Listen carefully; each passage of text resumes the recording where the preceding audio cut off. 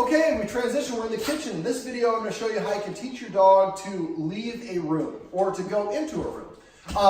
And you see, Miss Minnie is very excited for these treats that I have. All right, so now I just ignored that. If I pet her or correct her, then that's gonna reward. And you're seeing her energy kind of is subsiding. Again, this is something we talked about in other videos, but it's a good example of how it works. It doesn't work immediately, but it does work. All right, so one of the rules that I have is the dog should not be in the kitchen when we're cooking food. But telling the dogs to leave can be a punishment. For dogs, one of the worst punishments is to be excluded from the group. And if I'm cooking, the dog's in my face, I'm like, out! Well, that makes, they're like, wow, he's mad, and it's a negative. So what I want to do is when there's no reason for them to want to be in here, I want to teach them to leave. Now, I have a little bit of a tiny little hallway here that goes from this room into the great room. And so what I'm going to do is I want to assign the word out. So what I'm going to do is I'm going to show that I have a treat. I'm going to toss it there and say out when the dog licks it up. Out. What I do is I'm taking these treats, I'm tearing them in half, and I toss one, and then it comes back and I toss the second time. What I would have you do is go to every doorway or boundary in your house, and I would do this again with each dog separately, put the other two dogs outside, and just show the dog you have the treat, throw it right outside, out. And you do that for each doorway. We have the dining room is right here. One of my rules would be the dog should not be on the carpet around the dining room table when you're eating. So I'm going to show you how to establish a boundary, but we want to first be able to tell them voluntarily to leave. Whether they do it or not is based on if we're enforcing rules consistently. So basically, after I go around the whole house, I toss them twice, 2 treats for every portal or door. And so for the dining room, I would go to each area of the carpet, toss it this way, and toss one that way off of the carpet. And so that way we can kind of tell them any direction. The next thing I do is I would go in the, let's say I'm in the hallway now, and I toss the treat in there and I say kitchen.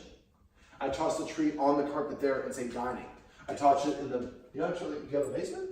Yeah, it's a pantry. You call each bedroom, Nick's, mom's, or whatever it is. So now we've created a command word. If I want the dogs to go to the kitchen, I can say kitchen, and they know, oh, if I run in here, I might get a treat. Well, we're just using the treat as a lure, but eventually they're going to assign the command word kitchen.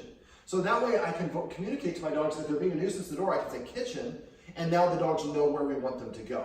So what I usually like to do for this is I like to do this with 2 treats for every portal in the house or area that we're going to do, and then I repeat the whole circle, but this time I'm going into the room, 1 treat to go into the room to hear that command word. And I'd probably do this, since you have 3 dogs, I would do this with them, each dog once a day for about a week. And after a week, you should be able to say out, and the dogs go actually out of the room. And also later on in life, when your dogs are, you want to practice it. So you say out, or right there, out.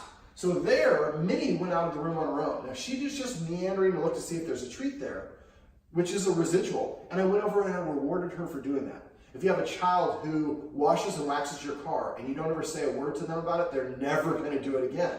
But if you make them, that was awesome. You give them a balloon or whatever it is, or just an attaboy, they're more inclined to want to do that. So that's again kind of the passive training I talked about in the other video.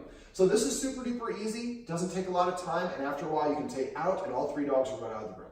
But train each one of them separately. I would teach them separately at first, and then again bring the best 2 dogs together and practice together. Now, when you do this, your dogs I don't think you have a problem with, but some people's dogs will fight over food. So if that's the case, then you say out, and once they know it, then you go over and you give each individual dog the treat to their mouth so they're not fighting and squabbling, you don't have any fights that happen. Well, you guys are all behaving awfully well. I must be doing something right. These are some tips and tricks you can use to teach your dog to leave a room.